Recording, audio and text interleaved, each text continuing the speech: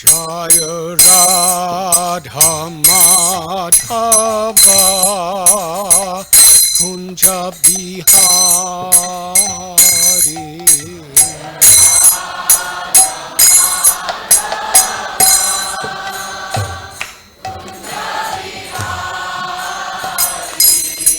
Jaya Radha Madhava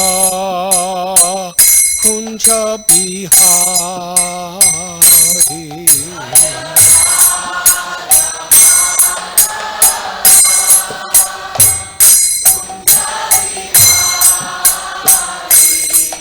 Jaya Gopi Jana Vallabha Girivardhari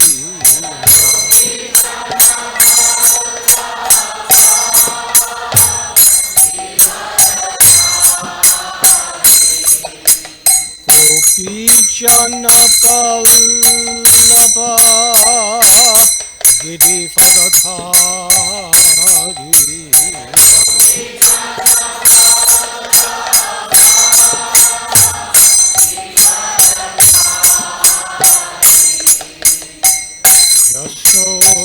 Yashodanandana Braja Janaranjana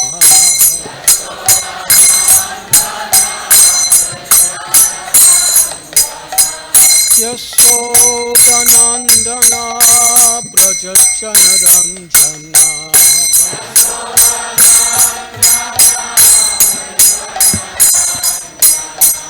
Jamuna Tira Vanachari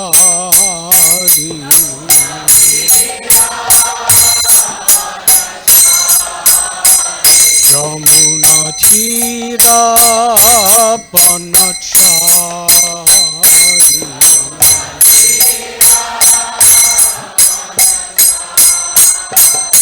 Jaya Radha Madhava Kunja Bihari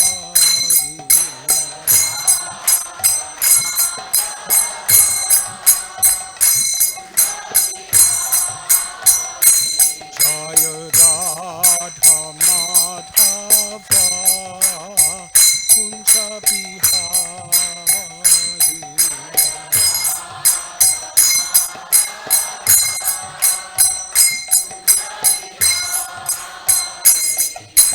Gopi Jana Vallabha Girivardhari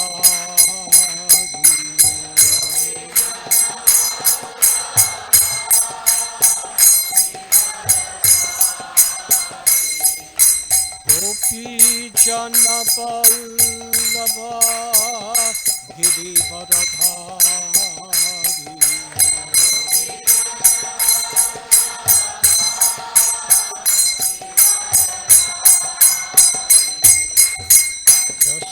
Yashodanandana Braja Janaranjana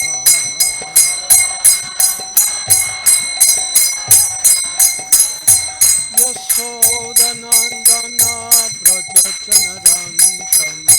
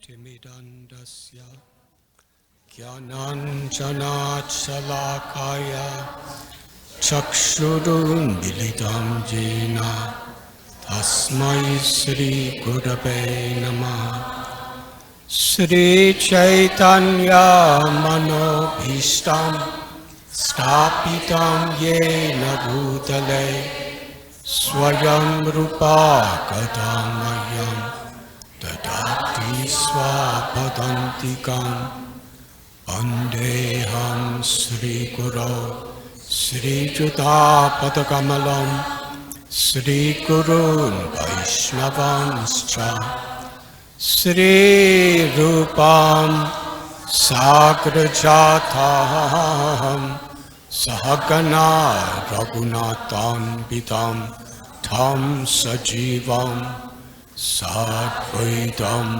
Savadutam Parijana Sahitam Krishna Chaitanya Devam Sri Radha Krishna Padan Sahagana Lalita Sri Vishakan Vidamscha He Krishna Karuna Sindhu Dinabandhu Jagatpate Gopesha Gopika Kanta Radha Kanta Namostate Tapta Kanchana Gaurangi Radhe Vrindavaneshwari Vrishabhanu Sute Devi Pranamami Hari Priye Vancha Kalpatarubhyascha Kripa Sindhubhya Eva Cha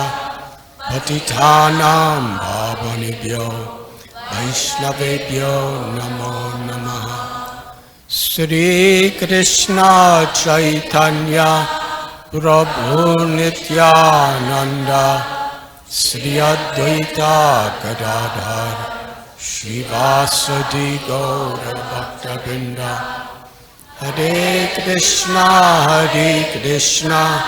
Krishna Krishna Hare Hare Hare Rama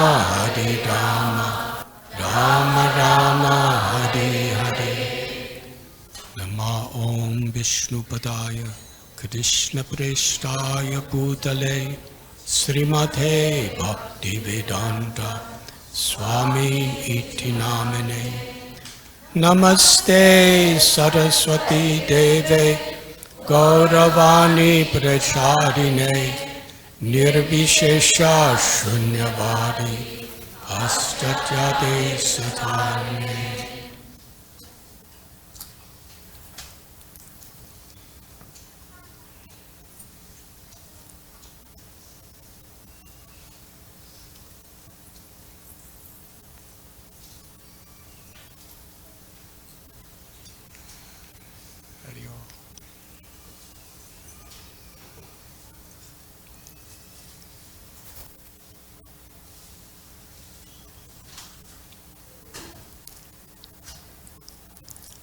Hare Krishna.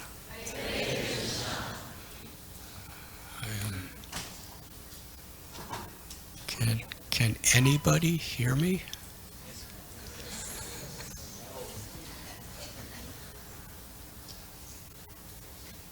I am sincerely grateful, honored, and very happy to be with you at New Dwarka today. Thank you for coming. Special gratitude to Swavas Prabhu for somehow dragging me to come here.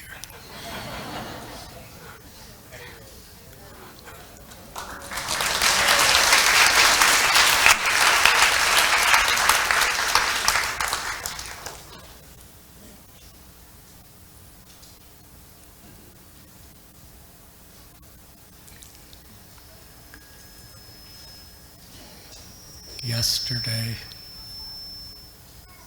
in the temple, there was a memorial service for a truly great saintly person, one of the senior most dedicated disciples of Srila Prabhupada, and a person who shared the message of pure devotional service with the whole world. His Holiness Srila Gopal Krishna Goswami Maharaj.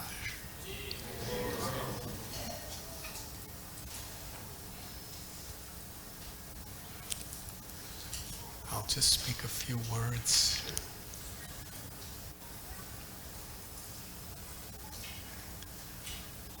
I believe he was the first person in our movement's history of Indian origin to take initiation from Srila Prabhupada. And since then, many have followed in his footsteps.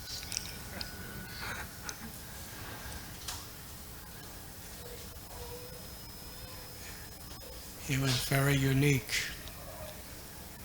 He came in 1968. And at that time, it was mostly the Lower East Side of New York and the Haight-Ashbury area of San Francisco. So they were young American seekers of the truth.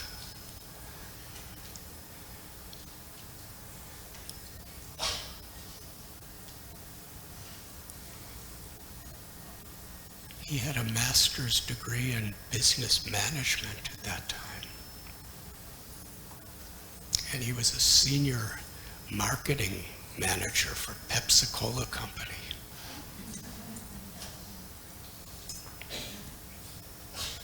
Coming from a very cultured family from India. So there wasn't many people anything like him at that time in our movement. It was mostly counterculture, rebellious people. But in coming in contact with Srila Prabhupada, he surrendered his heart, he surrendered his life, and he saw every devotee with such respect, with such honor, because he saw that they were all sincerely trying to serve Srila Prabhupada. There was never any sense of condescending. There was only honor, respect, and appreciation. And Srila Prabhupada treated him in a very, very unique way and engaged him in such incredibly responsible services.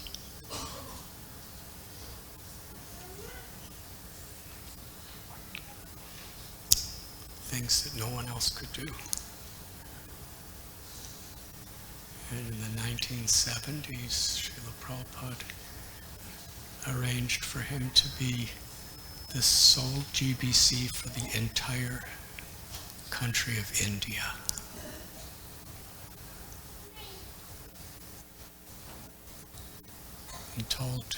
And in those days, book distribution in India was very, very little, hardly anything. But Srila Prabhupada asked him to develop that. And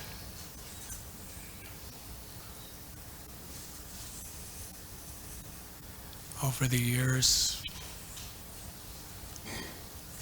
his projects have distributed more of Srila Prabhupada books than anyone or anywhere else in history. He's built more magnificent temples than anyone else in history. He's organized more incredible Rath Yatras than anyone in history. He's distributed more plates of Krishna's prasadam than anyone else in history. And yet always gentle, always kind, always respectful to all. And although he was always expanding whatever projects, he always continued what he had been doing. He was the longest standing member of the GBC in the history of our movement. He was the longest standing, up until the very end of his life on this earth, chairman of the Indian Bureau, which is the committee that has legal responsibility for the entire country of India. And I'm just speaking a few words that are coming through my heart at this moment.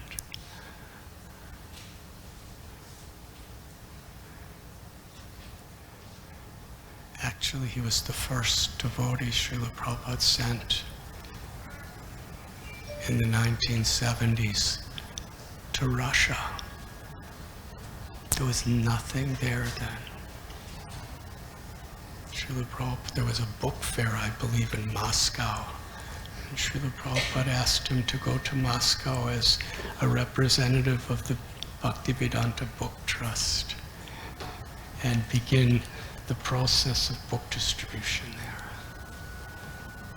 And he did. And throughout his entire life, he continued going to Russia as a leader. Beautiful temples he developed in Nairobi and Africa. There's 17 incredible temples in New Delhi alone.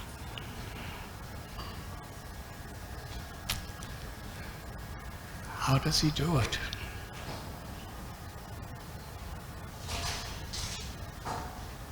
And even like His Holiness Jaipatak Swami Maharaj, the two of them are the senior-most, very active devotees over these years.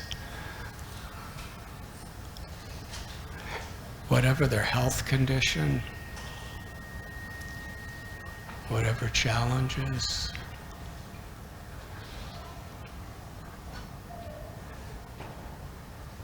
they never give up with full enthusiasm.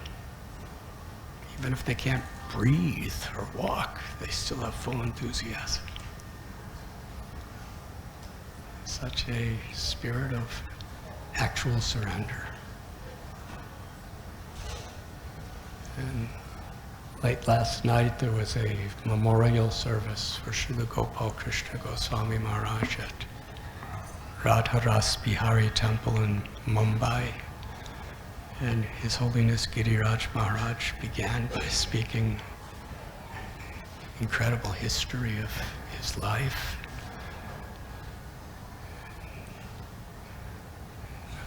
I shared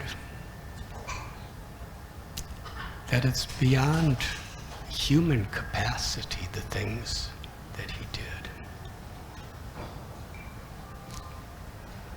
And when we compare ourselves to such a great soul, could really become discouraged. Because we're so insignificant. No matter how hard we try, we just can't do that. But the most beautiful and wonderful gift is Sri Chaitanya Mahaprabhu's teaching. Mahajano yena gatasabandha. That one can achieve the highest perfection of pure unalloyed devotional service to Krishna. Ecstatic love of God through the process of following in the footsteps of the great souls.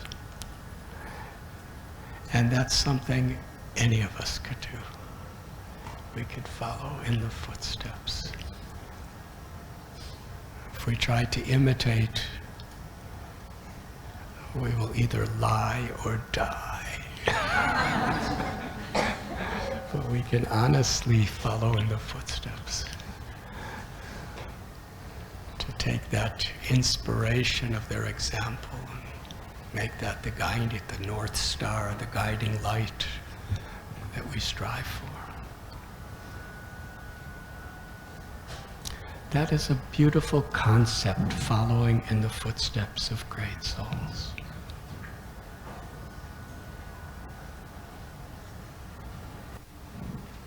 And what is a great soul? A great soul is one who follows in the footsteps of another great soul.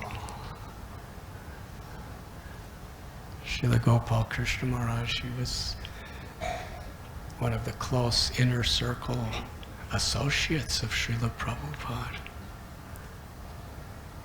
And how he emulated that spirit of true compassion. Compassion entails the willingness to sacrifice for the well-being of another. And in the case of these personalities, the willing to sacrifice not only for the well-being of another, but for the well-being of all others.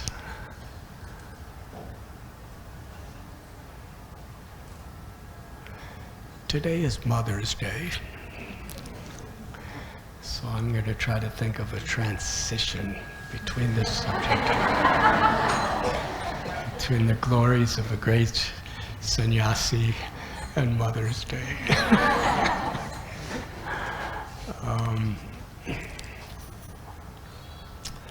One of the mothers is the Vedas. And Gopal Krishna Goswami Maharaj was so enthusiastic to distribute tens and millions of books, which are Srila Prabhupada's books, which are the manifestations, incarnations of the Mother Vedas.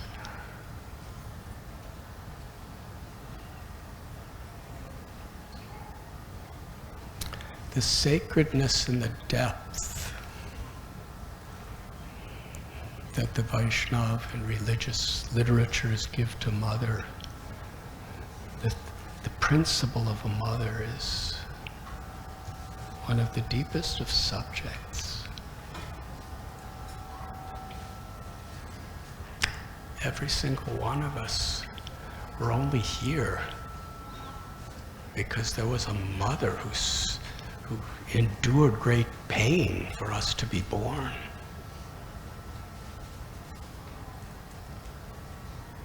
In many ways, why did God make it so painful to give birth? You know, for us men, we don't really have that experience, but we've seen it, we've heard it, and we've also been the cause of it.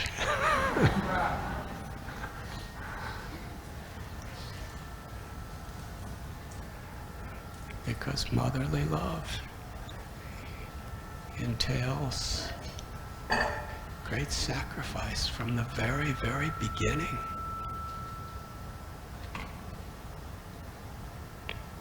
And then once a child is born,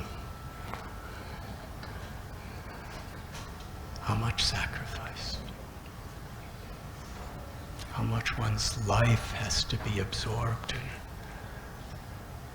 doing whatever's required to make the child happy and to give the child love and to protect the child.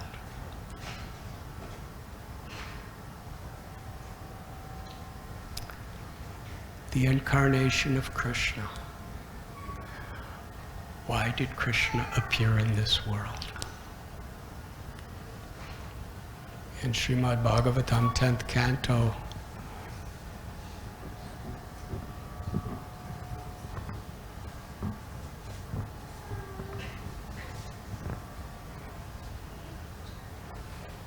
it begins where Mother Earth, Bhumi, she's seeing the suffering and the exploitation of her children.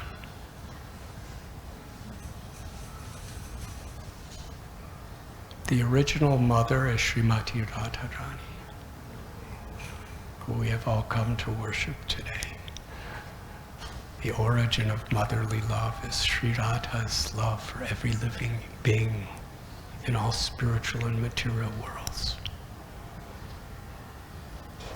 And her expansion, one of her expansions is Bhumi, Mother Earth, Mother Nature,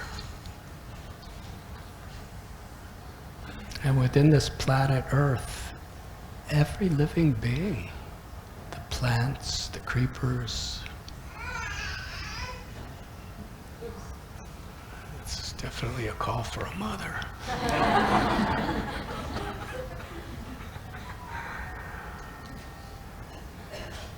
The insects, the reptiles, the birds, the beasts, and every variety of humanity. Our bodies are composed of the elements of Mother Earth. And Bhumi Devi, a truly loving mother, has motherly concern for every living being. I know it may be hard, but I'm going to have to beg you.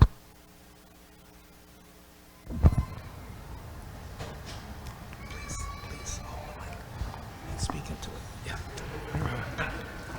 You are so generous, thank you.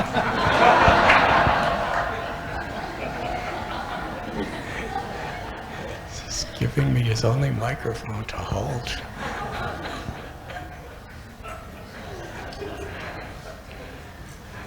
Hare Krishna. Can you hear better?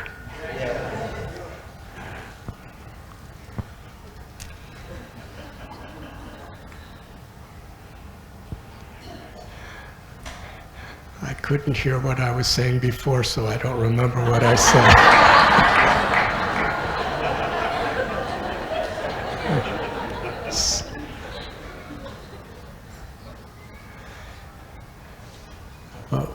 We may not be aware of it because it's such a cosmic, loving reciprocation. But it is true. Bhumi Devi is an expansion of Sri Radha, Sri Sita, Sri Lakshmi. What is her love for us? Bhumi Devi is not just the earth. That's the physical manifestation. It's like we have our bodies.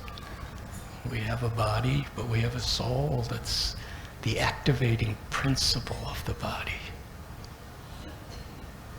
And similarly, Bhumi is that goddess, that activating principle, the feminine energy of Krishna or God. And this earth is her form within this material concept. And like a mother for a little baby, she's providing everything. Our food, our water, the elements in which we can receive food and water. So we say Mother Nature. And sometimes in the Western way of thinking,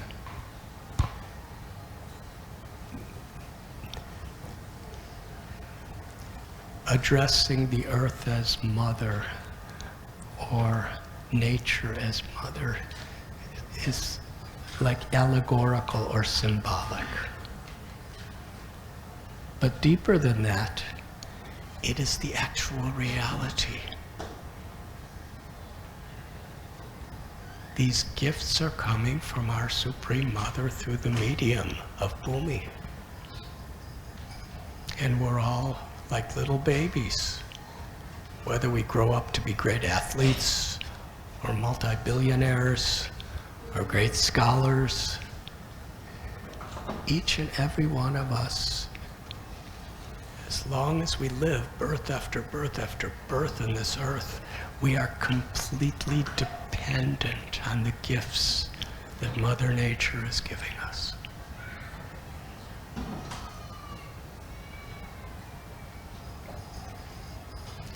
When Kamsa, Jarasandha, and all these very, very exploitative demons were causing so much suffering and misery to the children of the earth, Mother Bhumi in her compassion, in her motherly love, she took the form of a cow. Because cow is one of our mothers too. Interesting, the nature of a cow, which is different from many other animals, is a cow's existence is so dependent on human compassion. Many other animals could just live wild in the jungles. But cows are killed unless human beings have a higher principle.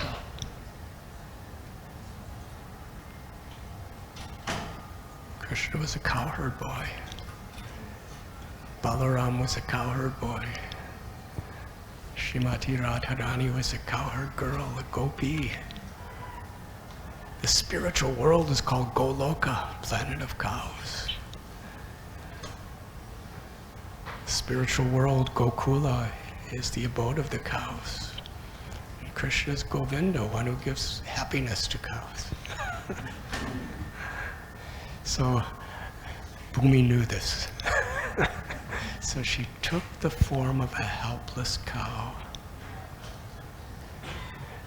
and approached Brahma, the original guru of this world, which is so interesting.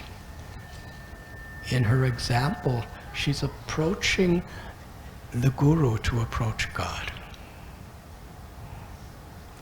And Brahma brought her to the shore of the ocean of milk, and they prayed for Krishna, for the supreme absolute truth, to incarnate within this world.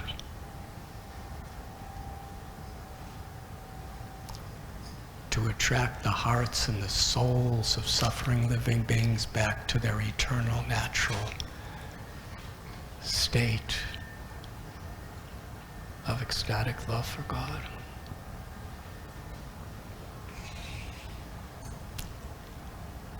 Paritranaya sadhunam vinashaya chatustam. Krishna tells, I descend in this world again and again and again to reestablish the true principles of Dharma, to protect the innocent, and to remove the miscreants. But Srila Prabhupada describes that Krishna could do that through his multifarious, all-powerful energies. But when the Lord personally incarnates, his primary purpose is to perform such beautiful pastimes to attract the heart's love and awaken the soul's love for all time to come to anyone who chooses to receive it. So Bhumi Devi, she was crying, tears. It was Bhumi Devi's tears that so much gave us the opportunity to understand who is Krishna.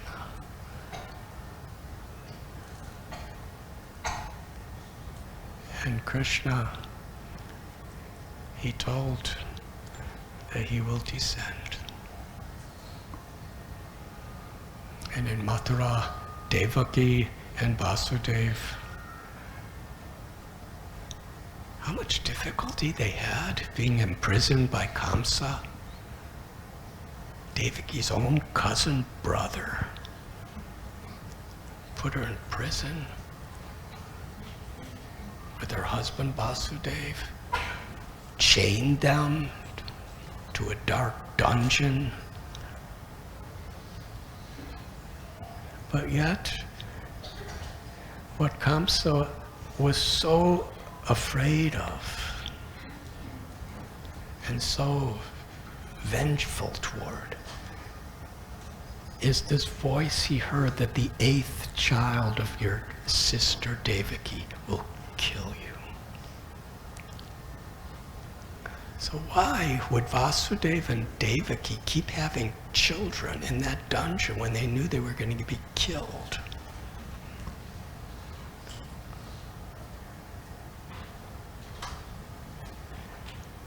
she had this calling in her heart that she would be the mother of Krishna. And she had to withstand all of these years in prison and watching all these atrocities. And then when Krishna was born on Janmashtami at midnight in the dungeon, and Lord Vishnu first appeared, Devaki knows that he's the absolute truth. He's God, he's Vishnu. Vishnu is manifested right before her. He came out from her womb and then just transcendentally just went from inside to outside. But her motherly love. If Kamsa sees that you are Vishnu, then he'll definitely come to kill you. So please disguise yourself as a little baby so we can hide you. That's the nature of her motherly love. And the all-powerful Narayan took the form of a newborn infant baby.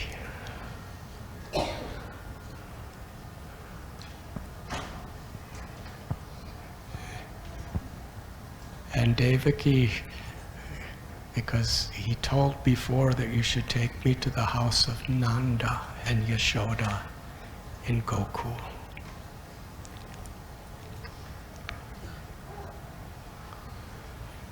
But just to make sure he would be safe and satisfied during the journey, Devaki fed little infant baby Krishna the milk from her breast, just to make sure he was nourished well. It was stormy monsoon rains outside, but Vasudev brought him.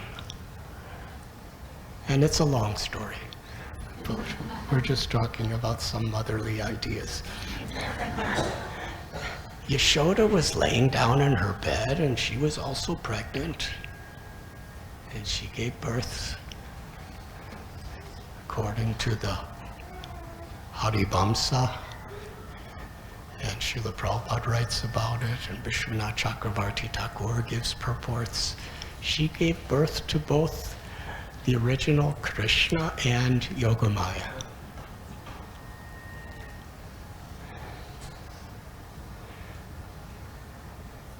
But Yogamaya brought Krishna to Mathura, and the Vishnu Krishna in Mathura merged into his form, and that's when Krishna became a little baby.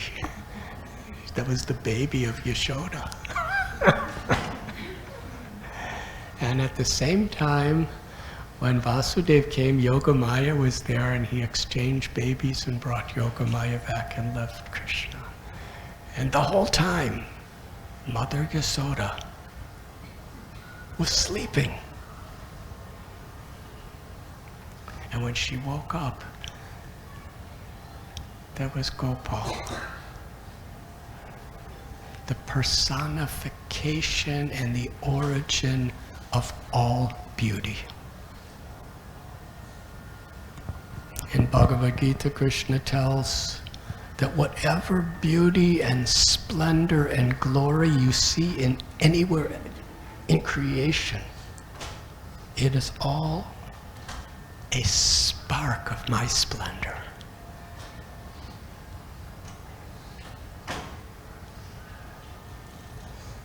When Srila Prabhupada was taking a morning walk on Venice Beach, here in Los Angeles area, there was a sunset. It was very astonishing. The colors, the whole atmosphere. And the devotees walking with Srila Prabhupada were so overwhelmed One said, Srila Prabhupada, isn't this a beautiful sunset? Srila Prabhupada, walking with his cane, looked, and with great feeling and a sense of humor also, he said, if you feel that the art is beautiful, you should see the artist who has created it. This is Bhagavad Gita. We know how infatuated people could be with the beauty of this world, the wealth of this world, the powers of this world. Wherever it is, and even the conglomeration of all beauty, all knowledge, all strength, all wealth, all fame, all together, it's still not even an infinitesimal spark of Krishna's splendor. And now the full beauty of God in His total completeness is laying beside Yashoda as an infant baby.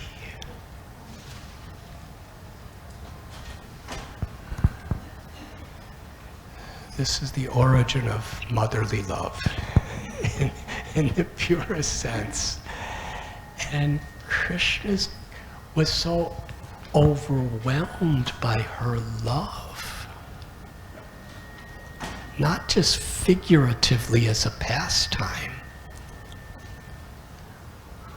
but in his supreme perfection as Rasa Vihari, the reciprocator of ecstatic loving relations. He felt himself completely dependent on his mother's love. And that increased her love. And her love increased his love. And this is forever. There is this, in fact, this painting right here. We see Yashoda Mai bathing little Krishna. So he just a tiny little infant child. I'm a sannyasi. I've seen infants because we have this hospital in Mumbai, Bhaktivedanta Hospital, and every day so many babies are born. And sometimes I walk by and mothers think their babies are so beautiful, but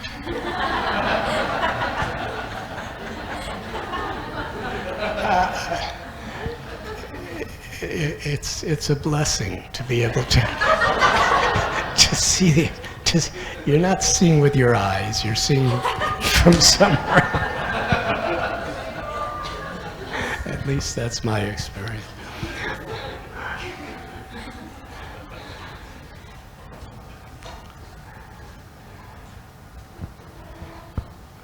Krishna is all beautiful, even when he's an infant. And when he was only a couple days old, Putana was sent by Kamsa. She came to kill Krishna. And how did she do it? She disguised herself as a very motherly person. She was so motherly externally by her mystic yogic powers that Yashoda, Rohini, and all the other elder gopis, they just let her pick up the newborn Krishna. She's a total stranger, but she had such a beauty of motherly love, they trusted her. But she had poison. Her only intent was to murder the baby. So she gave milk, but it was covered with poison. Krishna sucked the poison. Then he sucked the milk. Then he sucked out her life. And she manifested an 8-mile form and ran into the countryside screaming, "Child, leave me, leave me." Now, can you imagine a mother that's 8 miles big? But now she wasn't in a mother form. She was like a very wicked type of form. And Krishna didn't grow. He was, compared to her, he was just hanging on. He was like this. She's trying to rip him off, and he's just with his tiny, tiny little soft baby infant fingers, he was going, and she was screaming.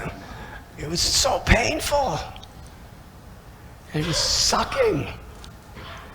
And ultimately, when he sucked out her life, she fell to the ground. So that's Krishna. And when to not interfere with his mother's love, with the flow of affection between a mother and child, Krishna within the heart of Yashoda, and Yashoda was just so overwhelmed with motherly affection, she couldn't come to grips with the idea that my son is powerful. She was thinking, it must be because I do pujas and God is, and because he's so innocent that God protected him.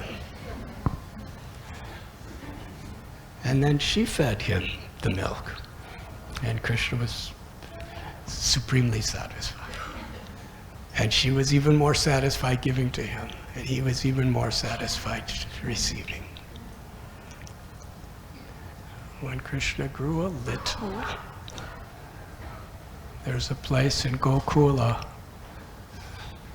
that is on the bank of the Yamuna River, Brahmandagat. Have any of you been to Brahmandagat? Please raise hands. Raise high so we can, just to see who's awake. Please raise your hand if you have not been to Brahmandagat. Yeah, it's better than I usually do, actually. So that is the place where Balaram and Sridama and Subala and Stoka Krishna and Sudama, and the cowherd boys came to Yashoda Mai, and he's a very small child. He's already kind of running around and everything. But they said, we saw Krishna. He went to a secluded place and ate dirt.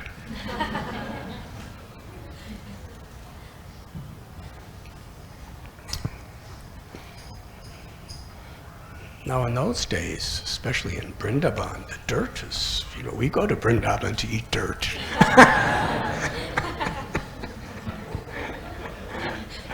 How many have eaten dirt in Vrindavan?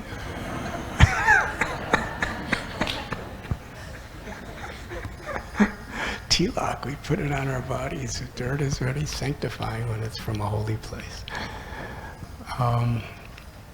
Today, with all the pollutions and everything, but this is then, when Yashoda Mai heard that Krishna is eating dirt. She was so worried. She was so disturbed. He had already defeated Putana, Trinavarta, Sakatasura. Tyrants who are more powerful by millions of times than anyone in the world today. And he did it effortlessly. And she was beside herself with worry that Gopal ate dirt. She took Gopal by the hand And he was trying to run away, but she wouldn't let him run away. She said, "Why did you eat dirt? Don't you know you will get sick if you eat dirt? I'm giving you so many wonderful sweetmeats, and I'm giving you my own milk, and I'm cooking so many beautiful preparations for you. Why did you eat dirt?" Krishna's reply, "Mother, I never ate dirt."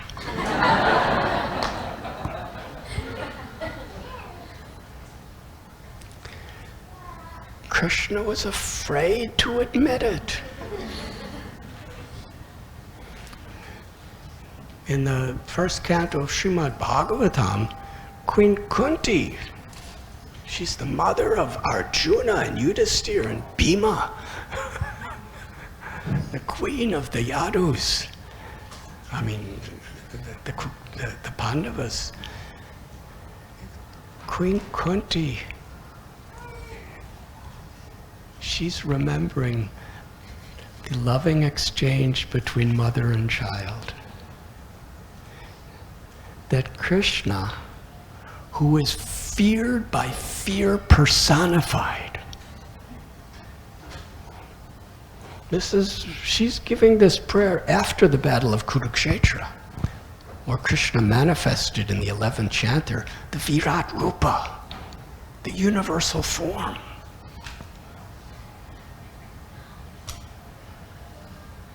You don't have to raise your hand with this question. But how many of you would like to actually be face to face having darshan of Virat Rupa?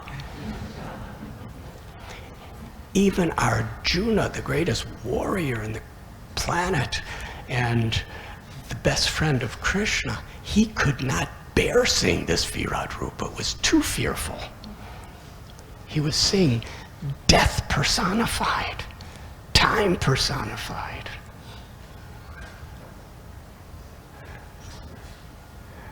Queen Kunti is praying, Krishna, you are feared by fear personified, and yet you are afraid of your mother.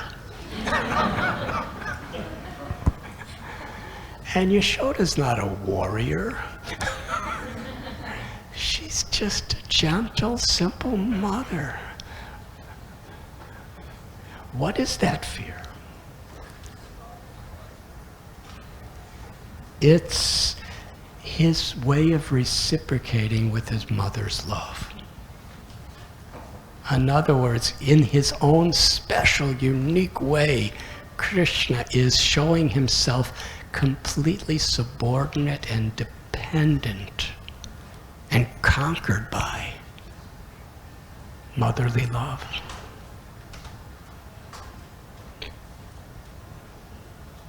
So Krishna said, Mother, I did not eat dirt. Yashoda Mai, how could you say that you didn't eat dirt? Your friends are telling me you eat dirt. He said, they're lying.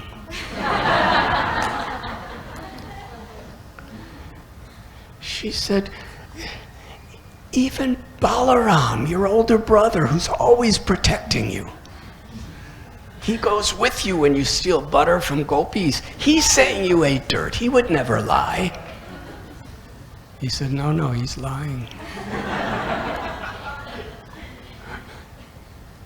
And she said, if you didn't eat dirt, open your mouth. I want to see. No, she wasn't like a judge. She was a mother who was just, this is how deeply worried she was about Gopal's health.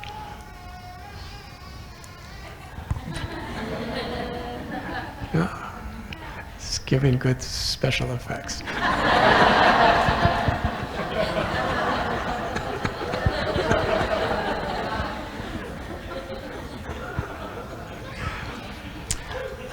Haribol. Happy Mother's Day.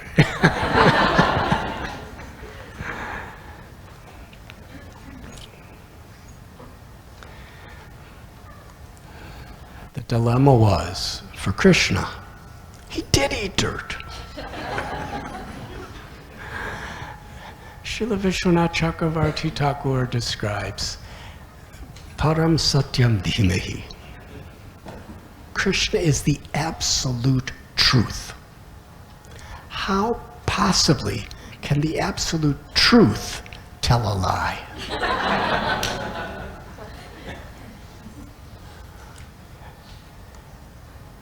The absolute truth can never tell a lie. But yet, if he wants to, he could lie without lying. Because when Krishna said this, it was for the singular reason of the love between God and of devotee. He was saying it only to increase his mother's motherly love. He was exciting her motherly love. But now, she told him to open his mouth. I want to see if there's dirt there. There was dirt there. So Krishna didn't want to worry his mother by seeing dirt.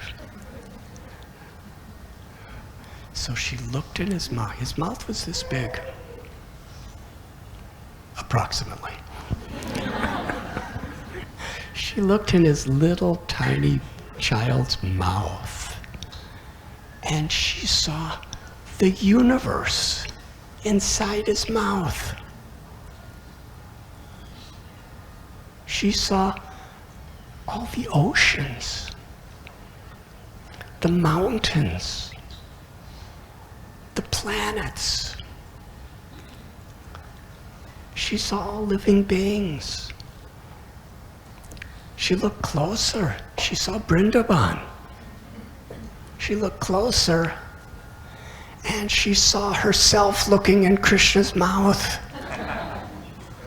And this was not an illusion, it was a reality. He manifested all of that within him. And his mouth did not grow. And he didn't like concentrate the universe into some, microchip or something. It was the fully manifested universe. How big is the universe and how big is little Gopal's mouth? This is called Achintya Shakti. Inconceivable potencies. Srila Prabhupada would often say that you cannot really understand God unless you understand Achintya Shakti. That he has inconceivable potencies. He's a Bigya, he's all-knowing, and he's Swarat. Swarat means independent. Now, we fight for independence because we don't want to be under a foreign rule, or we don't want to, be under some curfew or something like that. But for Krishna, independence, Krishna could do anything, anytime, in any way, with anyone. Because he's the origin of all that exists. Janmadhyasya yada. So Yashoda Mai is saying the glories of the universe. She's seeing the sun and the moon and the stars and everything in little Krishna's mouth. And yet, she's still holding his wrist so that he can't run away. And as she's seeing this, even that vision could not disturb her motherly love. She couldn't accept that my Lord is, my little son is the supreme.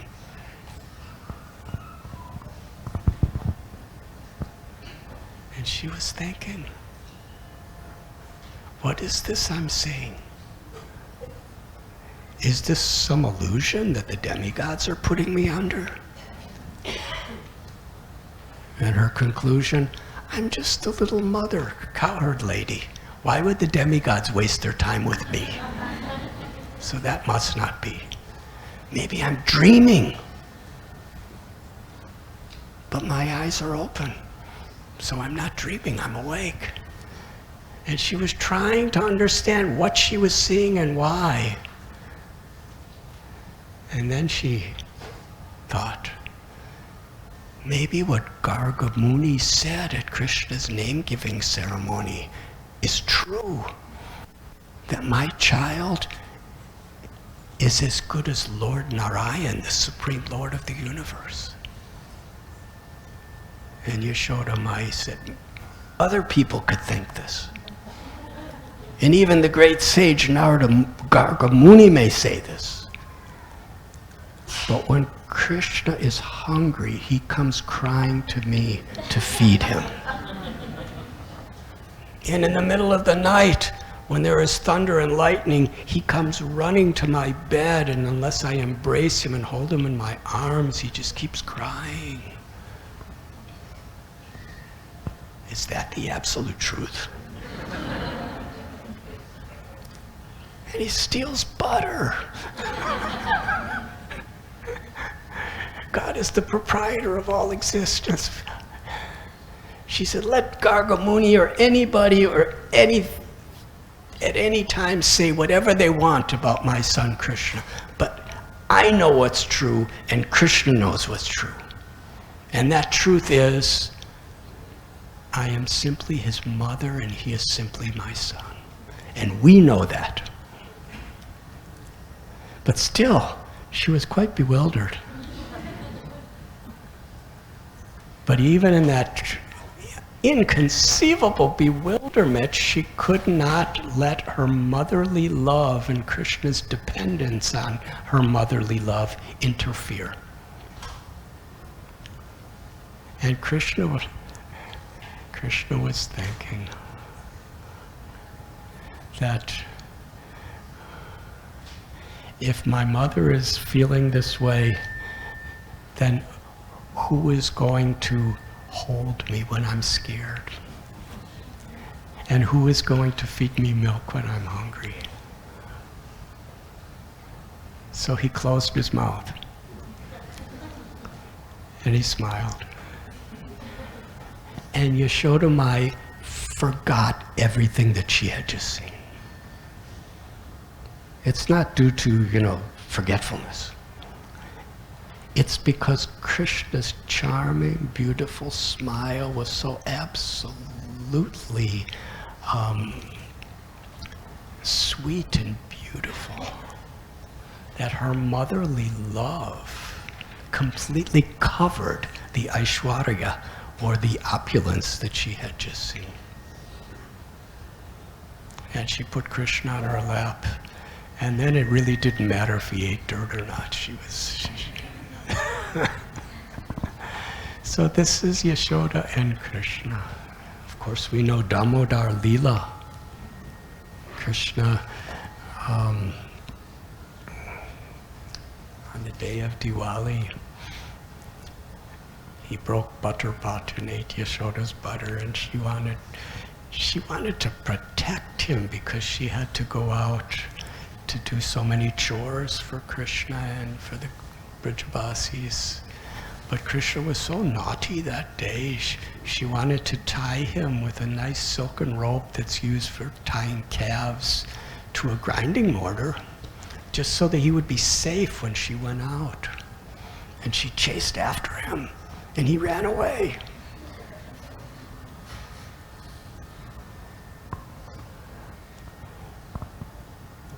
Who could catch God?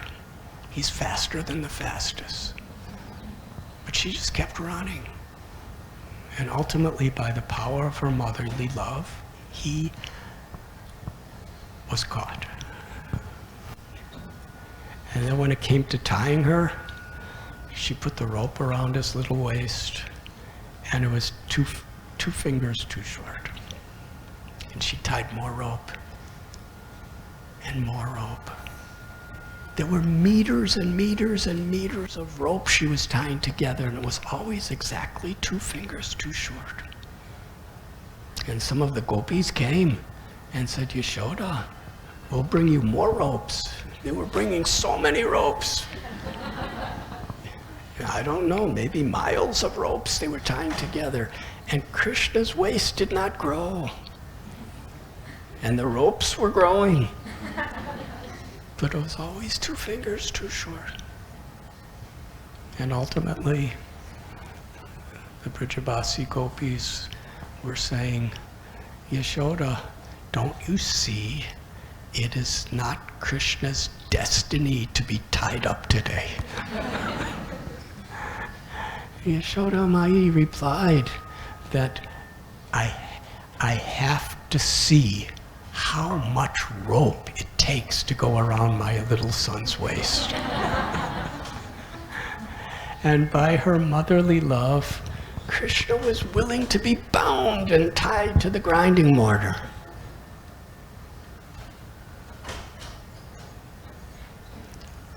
Satyavrat Muni in the Damodar Astakam, he prays, I bow down to that rope of Yashoda. Because what does that rope represent? Her motherly love. That Krishna agrees to be bound, held captive by the pure love of his mother. Of course, on Father's Day we could talk about Nanda Maharaj. But today we'll focus on Yashoda.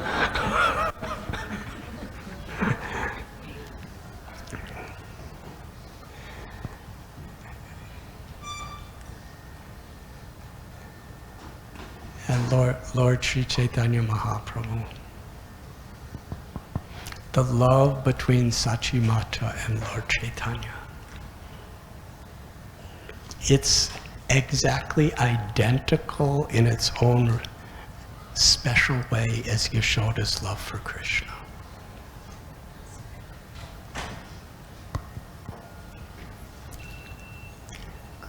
Lord Chaitanya also ate dirt. Little Nimai and Sachimata was in the same experience of worrying about his health.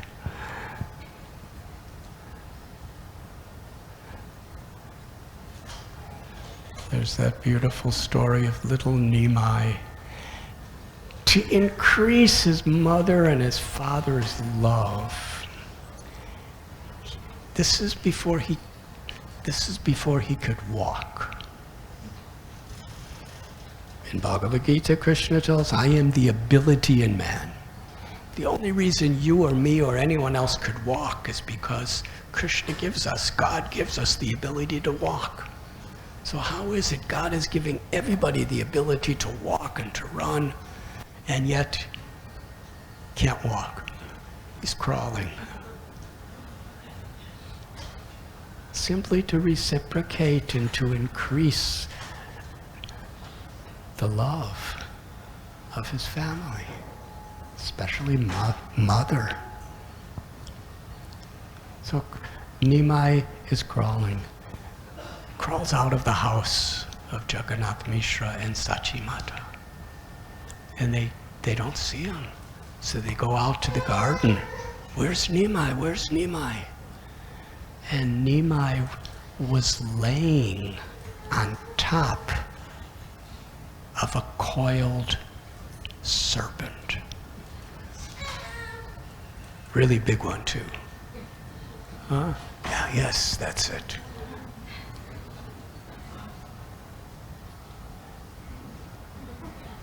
Whoa. And for some time he was actually sleeping on top of a serpent. And the serpent kind of seemed to be sleeping too.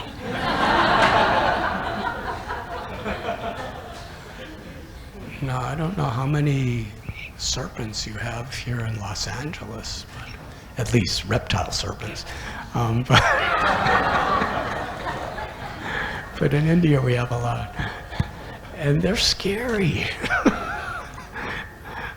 You know, they have fangs, and they're often poison. So here's Nimai, who's more dear to his mother than everything and anything in all of existence. And he's laying on a serpent.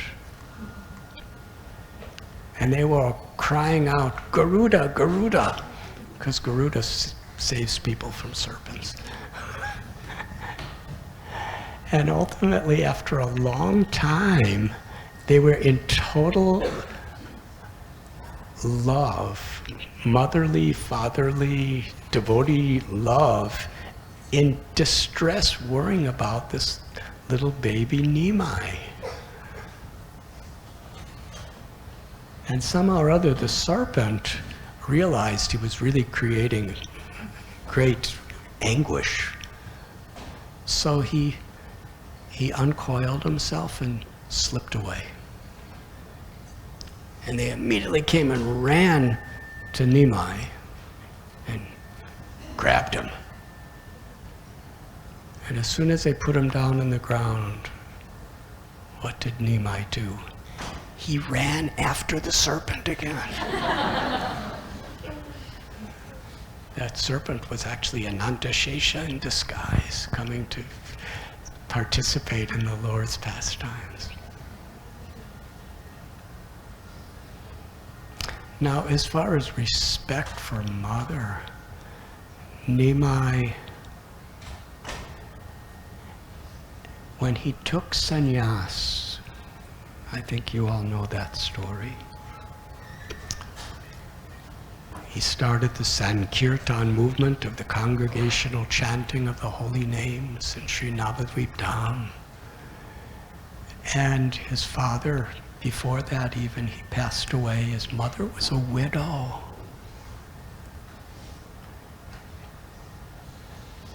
His older brother had left home years before to be a sannyasi and never contacted his parents again. Nimai was the only thing they were living for.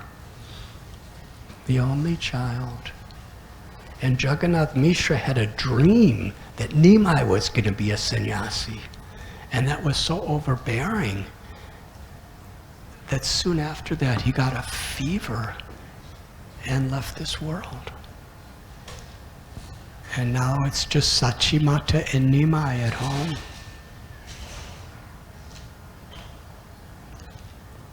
So when Nimai took sannyas, still, late at night, at the time around Makara Sankranti, he was going to leave home very, very early in the morning when it was still dark and cross the Ganga by swimming and walk to Katwa.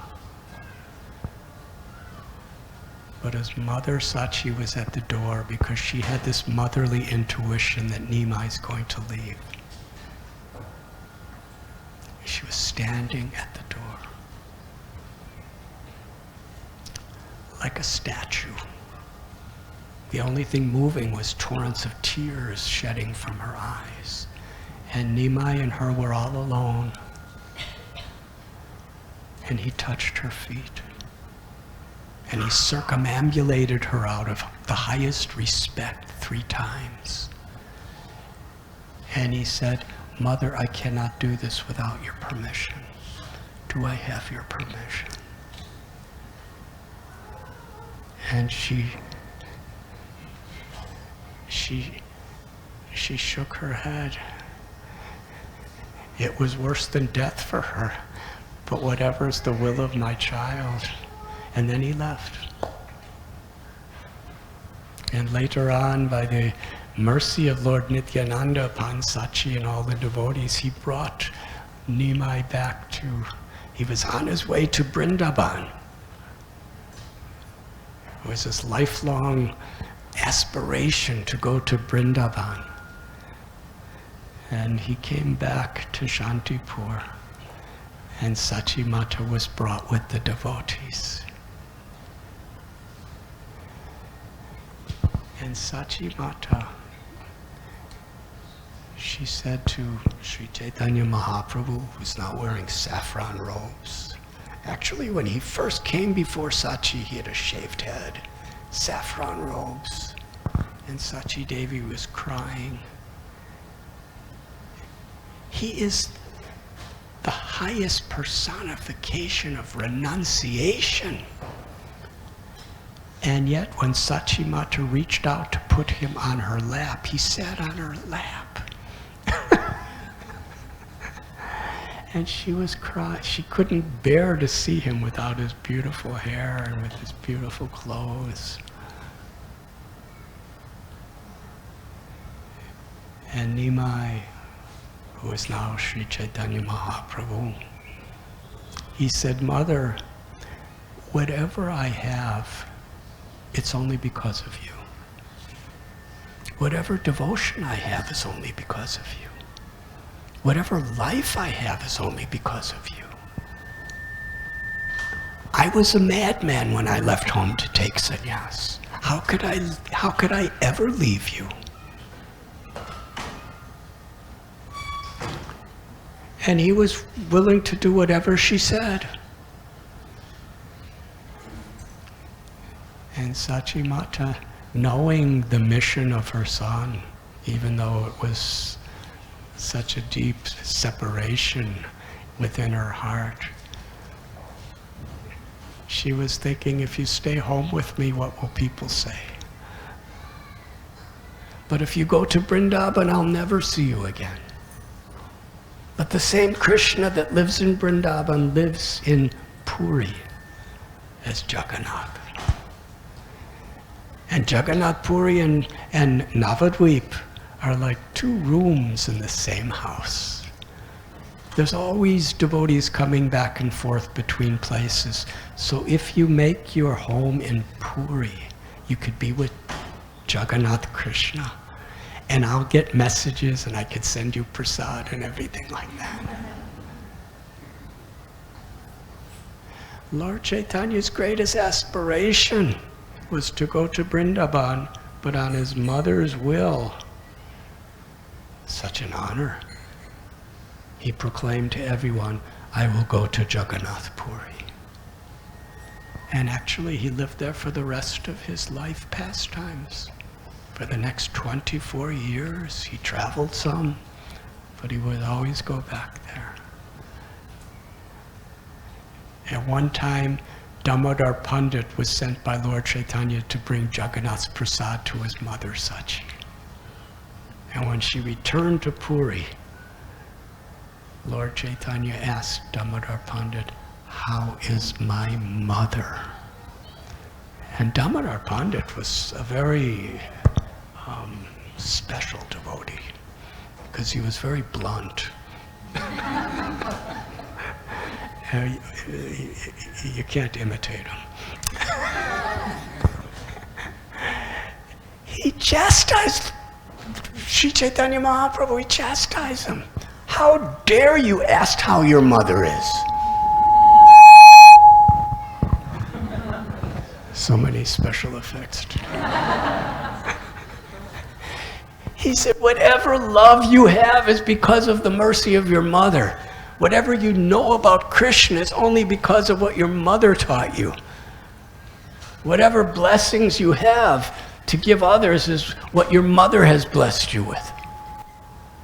And he's chastising Lord Chaitanya like that. "And you're asking about your mother?" And Mahaprabhu, you know, when he was Nimai Pandit, he was the greatest debater in the universe. He defeated Keshav Kashmiri. But when it came on the subject of his mother, he just became very humble and shy and said, "What you're saying is true. I am completely dependent on the blessings of my mother."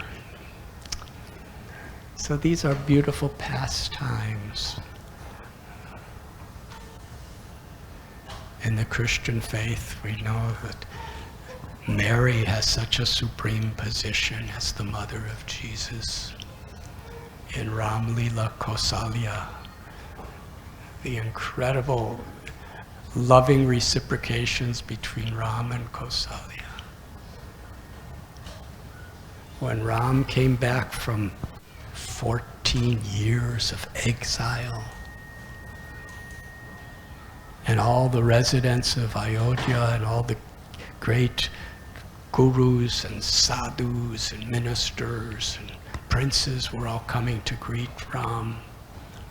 He saw his mother Kausalya in the corner, standing, crying, seeing him for the first time in so many years. And he walked through everyone to touch the feet of his mother, place his head at the feet of his mother. So in this world, our mothers are actually representative of this universal motherly principle, which is held so deeply sacred in this world. So I think I went over time. Happy Mother's Day. And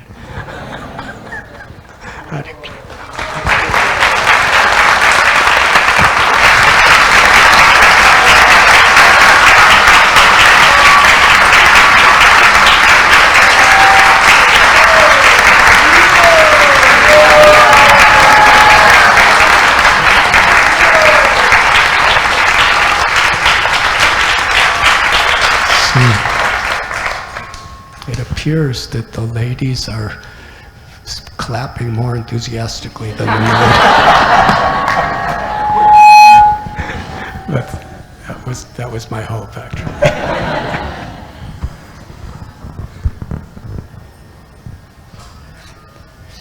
So, thank you very much, Radhanath Maharaj.